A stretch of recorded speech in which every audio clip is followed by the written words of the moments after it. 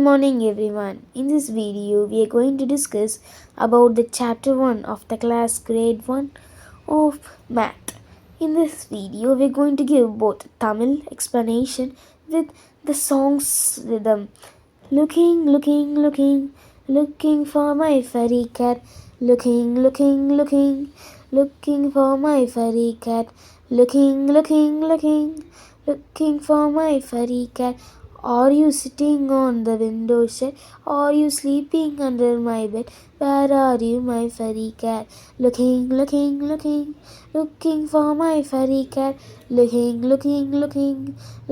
for my furry cat. Looking for my furry cat. Looking for my furry cat. Are you inside the backpack?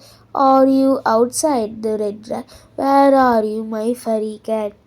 Come to me, my furry cat. Come to me, my furry cat. Come to me, my furry cat.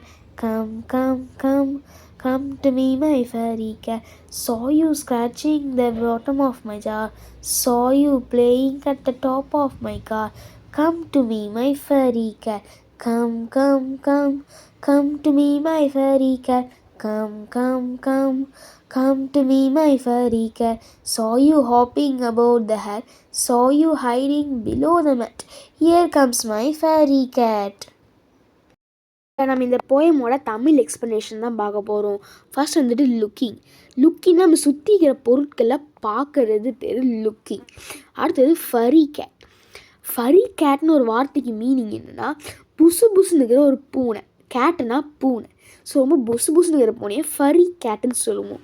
So வந்துட்டு சிட்டிங்னா ஒரு பொருள் மேலே உக்காடுறது. அடுத்து வந்துட்டு விண்டோஸ்க்கு மேலே ஒரு plate மாதிரி வச்சுருப்பாங்க. அது வந்துட்டு தண்ணி மழை பெய்யறப்ப தண்ணி வந்து நம்ம விண்டோக்குள்ளே வராமல் பாதுகாக்கிறதுக்காக. அது பேர் விண்டோ ஷெட் இங்கிலீஷில். ஸ்லீப்பிங்னா படுத்து தூங்குறது பேர் ஸ்லீப்பிங். நெக்ஸ்ட்டு வந்துட்டு பேக் நம்மளோட முதுகில் நம்ம சுமந்து போகிற பேக்ஸை வந்துட்டு பேக்குன்னு சொல்லுவோம். அது நம்ம ஸ்கூல் பேக்காக இருக்கலாம், லஞ்ச் பேக்காக இருக்கலாம், எந்த பேக்கில் ஆனால் அது முதுகு சுமந்து போனால் அது பேர் பேக். நெக்ஸ்ட் வந்துட்டு ரெட் ரேக்னா ஷெல்ஃப். நம்ம வீட்டில் இருக்கிற ஷெல்ஃபை வந்துட்டு ரேக்குன்னு இங்கிலீஷில் சொல்லுவோம். இந்த போயமில் வந்துட்டு ரெட் ரேக்கில் அந்த பூனை இருக்குதுன்னு சொல்கிறான்.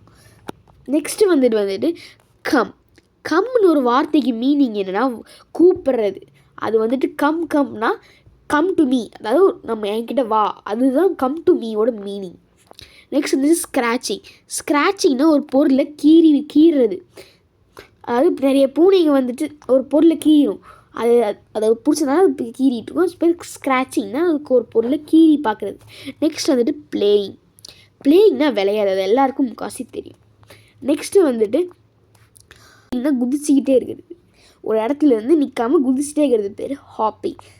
நெக்ஸ்ட்டு வர்றது வந்துட்டு ஹைடிங்னா ஒளிஞ்சிக்கிறது. நிறைய பேருக்கு இந்த கேம்ஸ் தெரியும். ஹைட் அண்ட் சீக் இதோட மீனிங் என்னென்னா நல்லா ஒளிஞ்சிக்கிட்டு கண்டுபிடிக்கிறது. சீக்கினா கண்டுபிடிக்கிறது. ஹைடிங்னா ஒரு இடத்துல போய் ஒளிஞ்சிக்கிறது. இதுதான் இதோட மொத்த டெஃபனிஷன். ஹேட்னது நம்ம தலையில் போடுற தொப்பி. இதான் இந்த மொத்த ஸ்டோரியோட எக்ஸ்ப்ளனேஷன். அந்த போயமில் பார்த்த போல்டட் வேர்ட்ஸோட மீனிங்கை இப்போ நம்ம பார்க்க போகிறோம்.